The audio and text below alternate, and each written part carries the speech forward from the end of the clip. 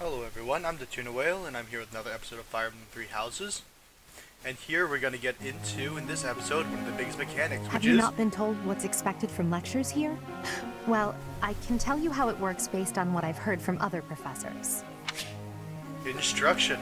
Every week, basically from now on, well, every Sunday, I think.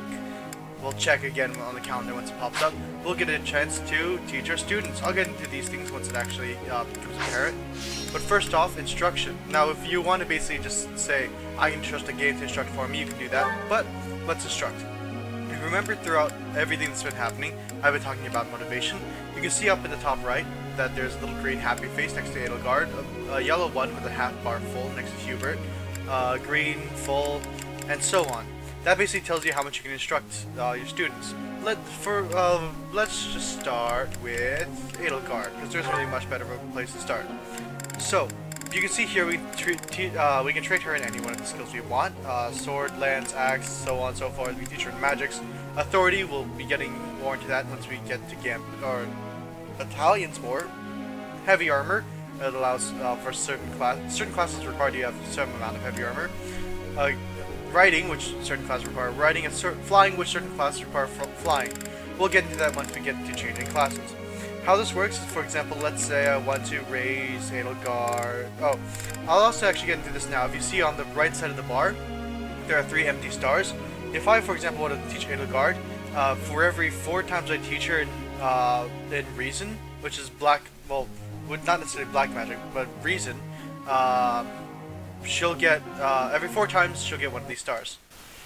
Hello, this is Future Tuna, and I'm here to explain instruction because past Tuna did a really bad job at fully explaining it. So, I personally recommend that you use instruction to either give a student those last few points they need to rank up a skill, or to use it to teach students skill they would normally get. For example, I'm teaching Edelgard how to use magic because she isn't close on any of the skills that she has right now to level up, and I want her to get some magic just in case I want to go down that route with her.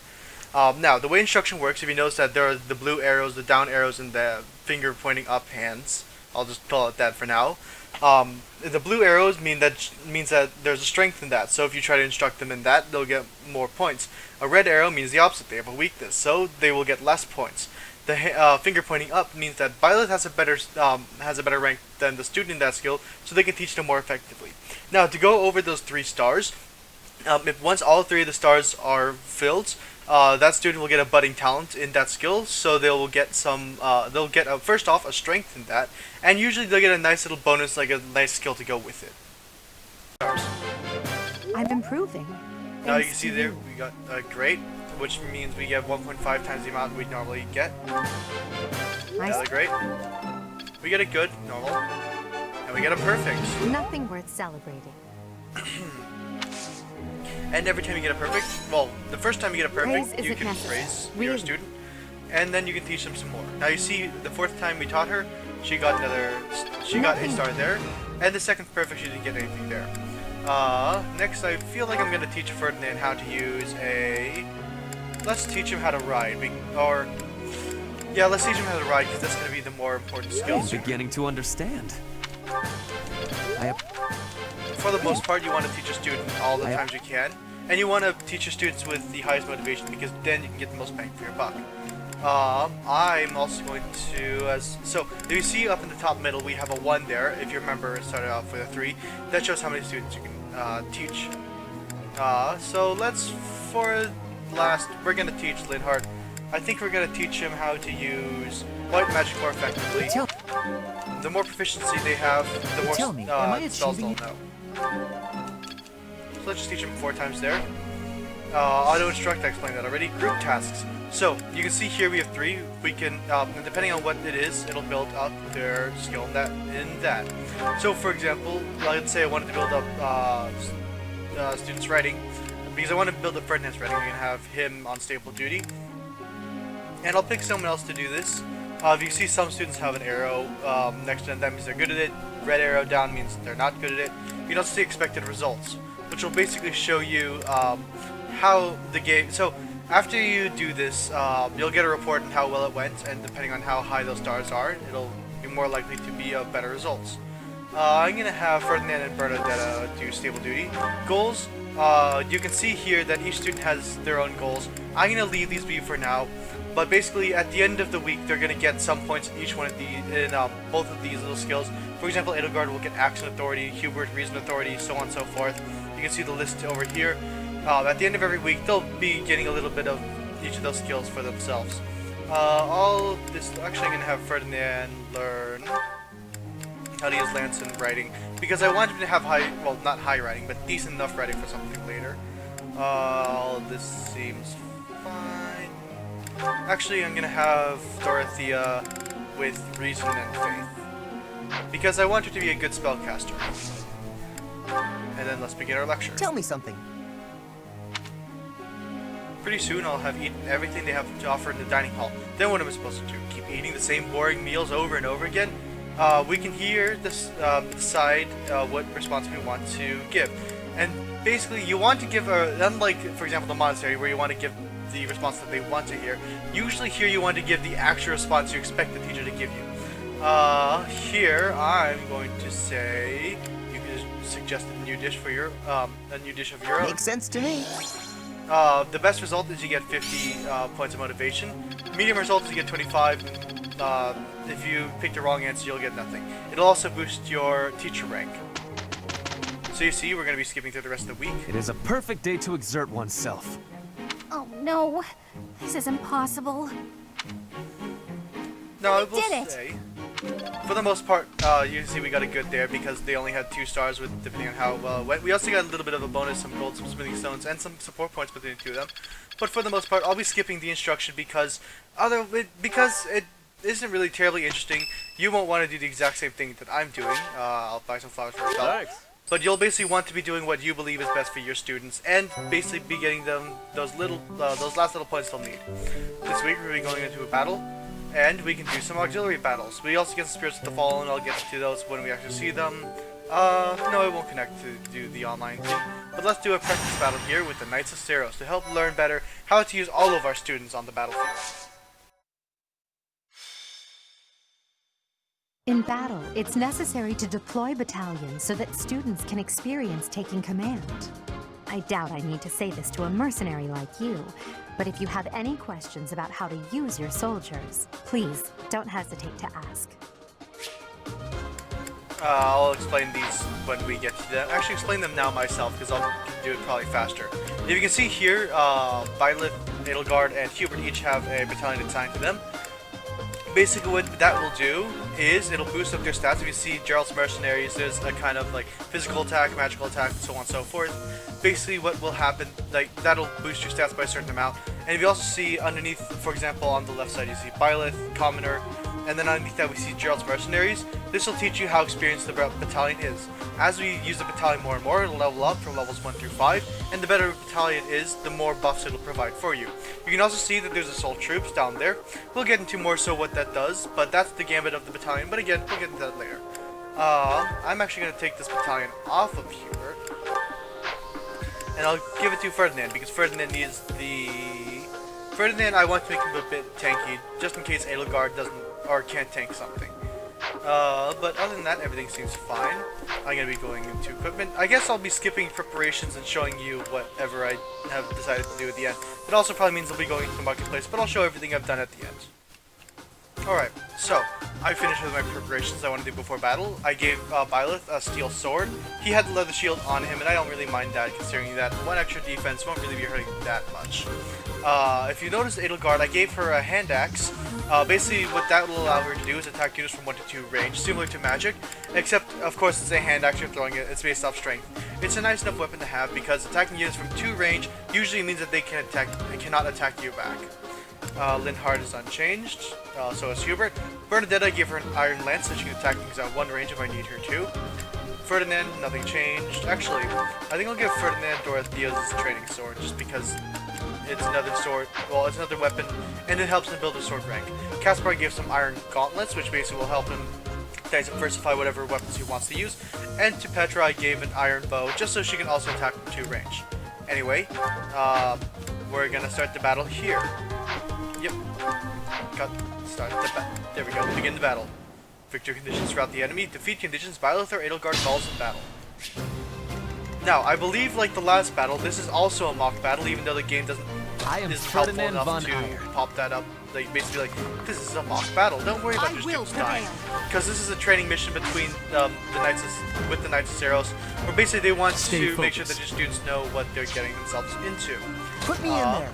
I'm gonna move Caspar here behind Edelgard. That's my cue. Dorothea's gonna move up with them. As you wish. And I'm gonna have Byleth move into this forest to take on some of these. He'll be fine taking on 3 of them. 6, and then that guy can't attack Byleth. He can take 12 damage fine, and considering that it's a less than 50% chance to hit, in total, he'll probably get hit once, but even if both of them hit, he'll be fine. I'm gonna move Petra here. I usually like to diversify my units, so I have like 1 major with every group, 1 healer with every group, and so on and so forth. But that might not be possible depending on how you set things up. And then Ferdinand, I'll have him move here just so I can help either. Next we're gonna move forward. Edelgard, and she's gonna double them back, murdering Your them. defeat was inevitable. How kind of them to let us murder them, but not murder us themselves. But again, don't quote me on that. I don't recommend you test that, but I don't think the Knights here are actually going to try to kill you because this is just a little training mission from them. Ferdinand can move here. Wow, he's going to be a lot less hard than I wanted to. This Knight's level 3. I'm going to move Petra here. Shoot the guy with the iron bow just to chip him a bit. Now, something interesting about those gauntlets I gave Caspar, they effectively work in an interesting way. If you see that he has 2 hits, in his might, he has 4 times 2. With gauntlets, you'll automatically be striking twice if you're initiating combat. So that's nice, but if, let's say, this Caspar hits this guy and the guy, on his next turn, hits Caspar back, Caspar will have will only be able to attack once, so keep that in mind. Great, I missed an 87, that's really nice. I'm gonna have Ferdinand move here, hit the guy with his lance, and then I'm gonna move Edelgard over here, adjacent to Ferdinand. No particular reason. I just want to spread out the XP, because as you can see, most of these units aren't hitting hard enough. They're level 1 versus the Church of Seiros units who are level 3, so we'll need to definitely start leveling up most of these units. Hubert is going to move here, take out this knight. Or the soldier, actually. For Lady Edelgard. And almost get a level up. Thanks. Anyway, move up here. Hey, remember, magic can strike from 2 range. Linhardt's going to use Nosferatu, dealing a little bit of damage to him. Bernadette is going to move here. Shoot him with the bow. And then Byleth's going to move up. I don't want Byleth. Well, Byleth's only level 2, so yeah, I don't really mind level 2 Byleth. I recommend you have your Byleth at least fairly well leveled, so for you normal people out there, you can recruit students more easily. And because Byleth is going to be needing to do a lot of things in the game, basically solo, it's good to have his level up. As you can see, it's going to be fine here. Cubert's going to level up. Please get magic and speed. I Okay, still have a long way to go. I wish for a little bit of speed, but that's fine. It's not terribly bad what we got. Can I have Bernadette finish up? No. Let's see. Violet move here to chip the guy. Yes. Screw it. Let's go. Great. Thanks for activating your Crest of Squiggles, Violet. At least you level up. Don't get a disappointing level. Such power dwells within. That's a bit of a disappointing level. I was hoping for at least a little bit more tankiness or speed or something like that. You know what, let's have Ferdinand, because he's going to be another one of the units who's going to be on the front lines because he's a melee fighter. He's going to be on the front lines taking a fair bit of damage. So I want to at least have some, like, to at least be decently well leveled. And let's move here and then finish off this guy. Only a fool challenges me. Who can I move up? Bernadette's gonna move here. I'm gonna have Dorothea move here. Unfortunately, the only person who can heal is Linhardt, but we might be able to fix, well, we will be able to fix that later once I have more time to instruct students. For example, Dorothea, I could instruct her in light magic or faith magic, and she could use healing magic as well. In addition, if I want to teach Hubert, even though he has a weakness in faith, I could teach him how to heal just so I can have him be able to heal if I need him to.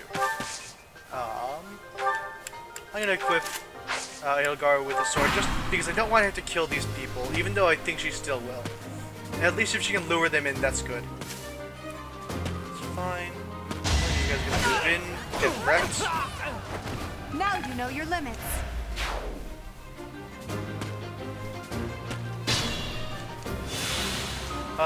Now let us Put me in there. engage the enemy here. Actually, now might be a good time to show off. Yes, I can show off a gambits. Now the way this works, if I move here, gambit, you can see the little arrows. The big arrow is going to be showing the first unit it hits, which is the forecast there, but it'll also deal some of the effect to the unit behind him.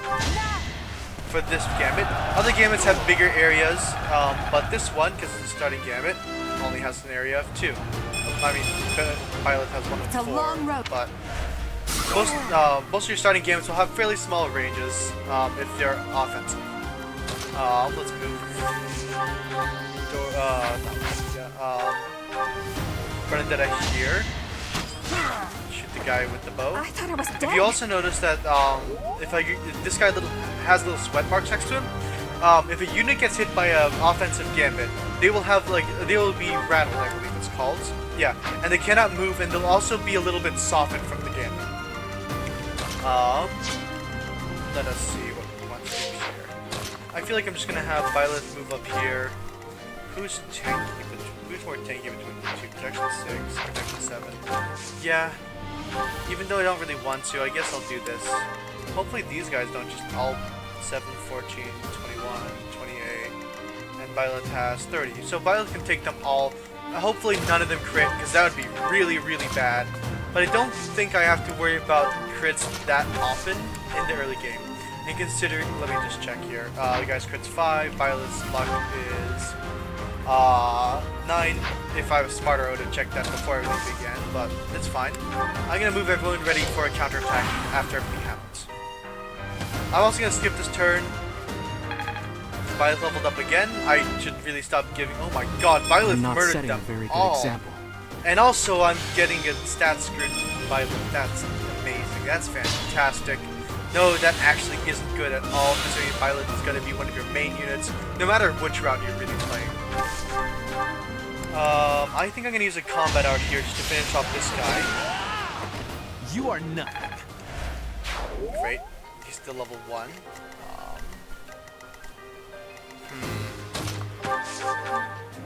I'm going to use Thunder here. I should be saying, in the future, I probably won't be showing that many of these battles I'm doing in my free time, unless there's something interesting with the battle itself. We'll be getting it. Oh god, I might have messed up a lot there. I'll be getting more so what I mean by interesting once things that are interesting pop up. But for the most part, don't expect me to show a lot of these battles, because otherwise this Let's Play would be like 70 episodes longer. Well, probably not 70 episodes, but at least twice as long. Because a lot of these battles just, you go in, you rout the enemy, that's it, nothing really special. But yeah. I'm gonna have Bernadetta shoot this guy here. Let's see here, this guy's getting hitting her for 10, 10. She can take that, right? Yeah, she can. She won't be happy about taking that, but at least it procs her personal skill. Linhar has moved. Yeah, I'm fine with all this. They'll hit Bernadetta, but that's fine.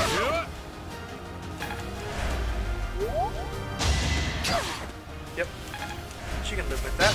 And also now her personal skill's activated, so that means that she'll be dealing a bit more damage when she hits. You can see, I believe it's 4 more damage with her. No, 5 more damage. Well, with physical weapons, not with magic, but. I mean, effectively, trust me, I've done this before. Don't use Bernadetta with magic. She just doesn't have a great magic growth. So don't do it. Just take my word for this, please. For your sake. I'm gonna move Violet up here. Dorothea, I'm gonna have soften this guy up for Ferdinand. And then Ferdinand can come down here and finish off this guy with a combat art. I know I'm using combat arts a lot, but it's fine considering that these weapons are cheap to make The again. mark of nobility. And he levels up, which I really want. Please strengthen defense. Oh my Greatness awaits god! Heck yeah. Heck yeah. I want to be safe than not safe. Terrible words. I had to actually think about saying heck, because you can guess what I would say normally. But, how close is Bernadetta and Hubert? Who can level up more easily? 65, 103. Actually, I'm gonna move Petra down here, and yep, Petra can finish off this guy. Not so fast. Petra cannot finish off that guy. Great. I have to kill this guy now with Bernie. There we go. Anywhere I can hide. And she finishes off the map. Who's our MVP? I'm gonna guess it was Edelgar. No, Byleth, considering that murder spree he did on the skip turn. Yep. Whenever Byleth, is the MVP, well, usually when he's the MVP, all your students will get a bit higher motivation. I'm gonna see over this slot instead. But all your students will have a bit higher motivation due to his efforts. If a student gets the MVP, then their motivation will be maxed out.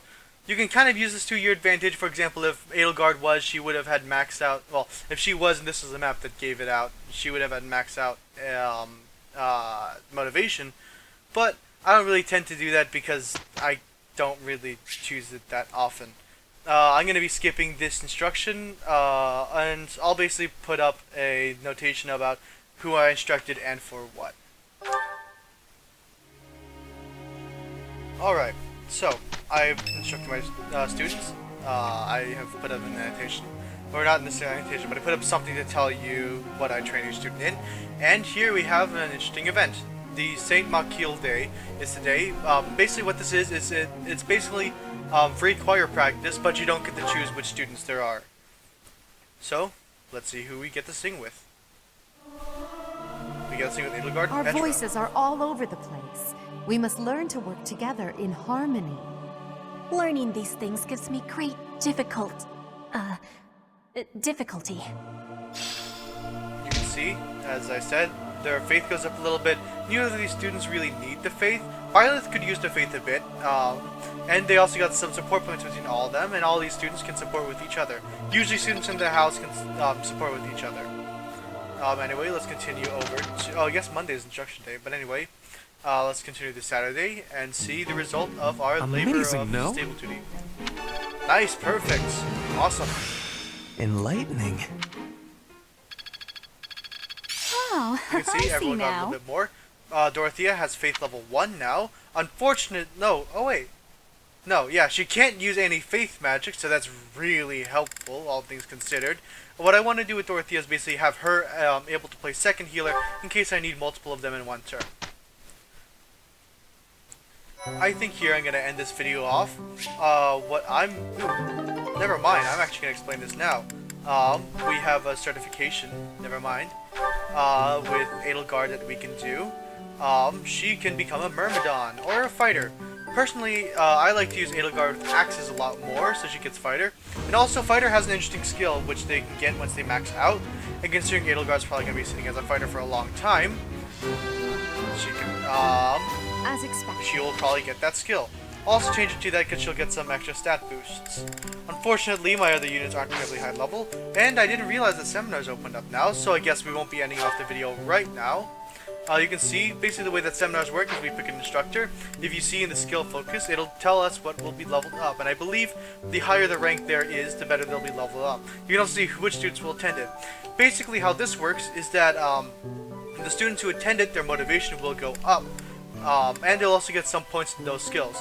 I think I'll be having Manuela teach, because I want to get up my faith magic quickly, unless there's something else that's really nice. Yeah, I think I'll have Manuela's,